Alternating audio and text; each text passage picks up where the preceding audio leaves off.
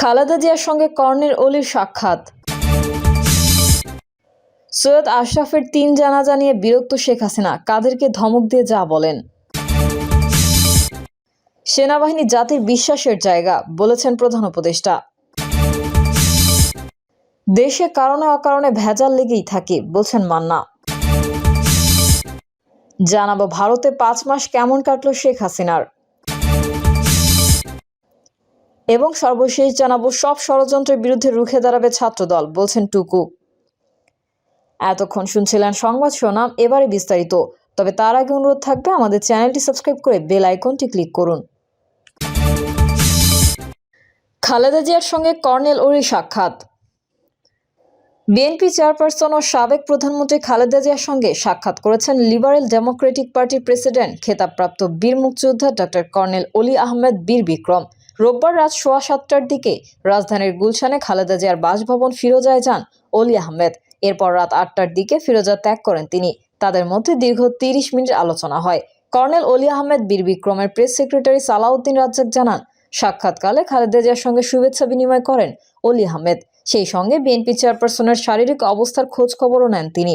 উল্লেখ্য, উন্নত চিকিৎসার জন্য আগামী মঙ্গলবার লন্ডন যাচ্ছেন বিএনপি চেয়ারপারসন ও সাবেক প্রধানমন্ত্রী বেগম খালেদা জিয়া। সব ঠিক থাকলে মঙ্গলবার রাত 10টায় কাতার এয়ারলাইন্সের একটি এয়ার অ্যাম্বুলেন্সে করে লন্ডনের উদ্দেশ্যে ঢাকা ছাড়বেন খালেদা জিয়া। লন্ডনে পৌঁছে সরাসরি তার হাসপাতালে ভর্তি হওয়ার কথা রয়েছে। সৈয়দ আশরাফের 3 জানাজা নিয়ে বিরক্ত শেখ হাসিনা, কাদেরকে ধমক দিয়ে যা বলেন। আওয়ামী লীগের সাবেক সাধারণ সম্পাদক প্রয়াত সৈয়দ আশরাফুল ইসলামের 3টি জানাজা হবে শুনে বিরক্তি প্রকাশ করেছিলেন দলটির সভাপতি ও সাবেক প্রধানমন্ত্রী শেখ হাসিনা। সামাজিক যোগাযোগ মাধ্যম ফেসবুকে দেয়া এক পোস্টে এই দাবি করেছেন খোদ সাবেক স্বরাষ্ট্র প্রতিমন্ত্রী তানজিম আহমেদ সোহেল তাজ। স্ট্যাটাসে তিনি লিখেছেন, সৈয়দ আশরাফের 3টি জানাজা হবে শুনে আওয়ামী লীগ সভাপতি এবং প্রাক্তন প্রধানমন্ত্রী শেখ হাসিনা বিরক্তি প্রকাশ করেছিলেন। তিনি সাধারণ সম্পাদক ওবায়দুল কাদেরকে ধমক দিয়ে বলেছিলেন, ও এত বড় কি হয়ে গেল যে 3টা জানাজা পড়াতে হবে। প্রতি উত্তরে কাচুমাচু করে ওবায়দুল কাদের আমতা আমতা করে জবাবে বলেছিলেন, নেতাকর্মীরা ওনাকে অনেক পছন্দ করেন আর তাদের দাবি না মানলে সামলানো যাবে না। সোহেল তাজ লেখেন, সিরিজ চলবে, এখন আমার পালা। পোস্টের সঙ্গে এক সংবাদের শিরোনামের স্ক্রিনশট শেয়ার করেন তিনি। শিরোনামটি হলো, 2014 সালের পর শেখ হাসিনার সঙ্গে সৈয়দ আশরাফের সম্পর্কের অবনতি ঘটে। সোহেল তাজ লিখেছেন, আওয়ামী লীগের ব্রেন ওয়াশড, নষ্ট পচা নীতি ও বা আদর্শ বিচ্যুত লুটেরা, খুনি, হত্যাগুম, নির্যাতনকারীদের সমর্থক সবাইকে বলবো অনতি বিলম্বে আমার এই ফেসবুক পেজটি আনফলো করতে। নিজের বিবেককে জাগিয়ে আত্মোপলব্ধি, আত্মসমালোচনা করে অনুশোচনা করার অনুরোধও করেন তিনি।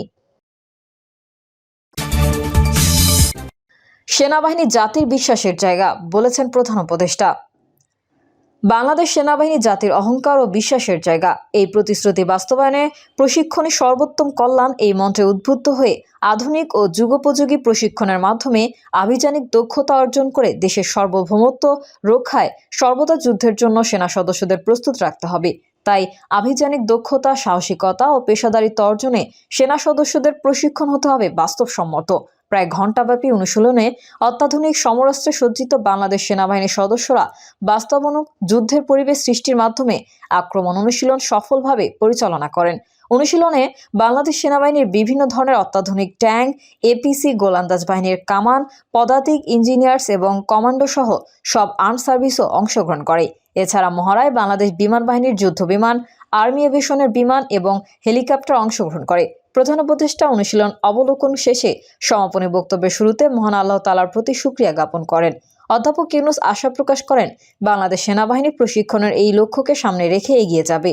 পরিশেষে প্রধান উপদেষ্টা অনুশীলনে অংশগ্রহণকারী সেনা সদস্যদের দক্ষতা ও উচ্চমানের প্রশিক্ষণের প্রশংসা করেন।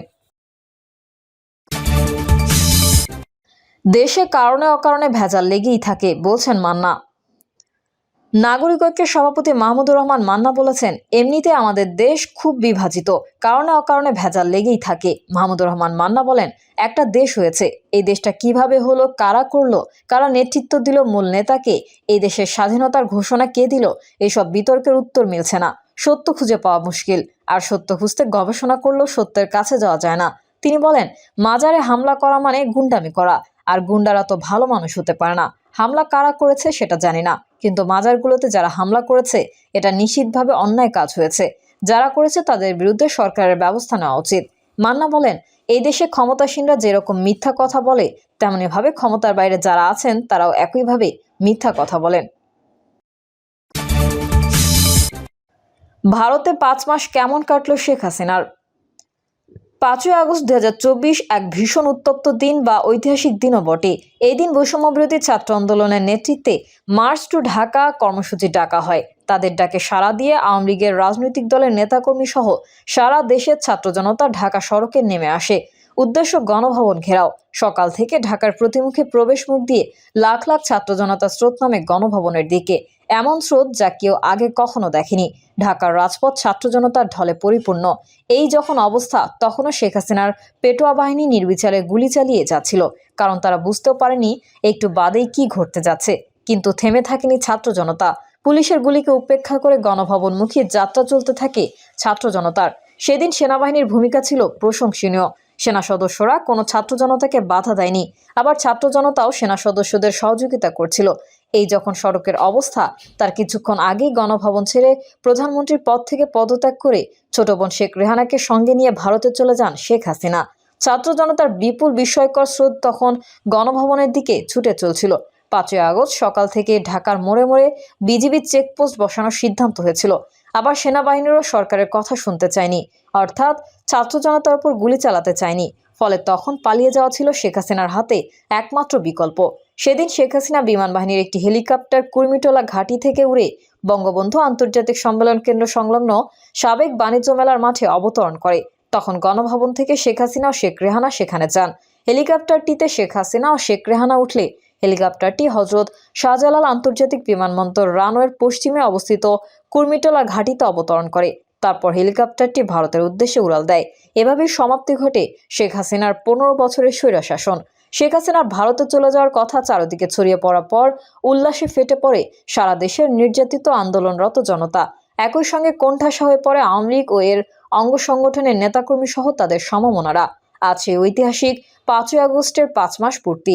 এখন আওয়ামী লীগ ও তাদের সমমনারা হামলা ও খুনের মামলা নিয়ে কার্যত পালিয়ে বেড়াচ্ছে। অন্যদিকে ছাত্র জনতা সমর্থিত অন্তর্বর্তী সরকার দেশ চালাচ্ছে এবং আন্দোলনকারী ছাত্ররা রাষ্ট্র সংস্কারে মন দিয়েছে। শেখ হাসিনা তার ক্ষমতাকালে 15.5 বছর ধরে তিলে তিলে গড়ে তোলেন স্বৈরশাসনের ভিত্তি। তিনি তার ক্ষমতাকে কুক্ষিগত করতে আইন কিংবা নিয়মের ধার ধারেননি।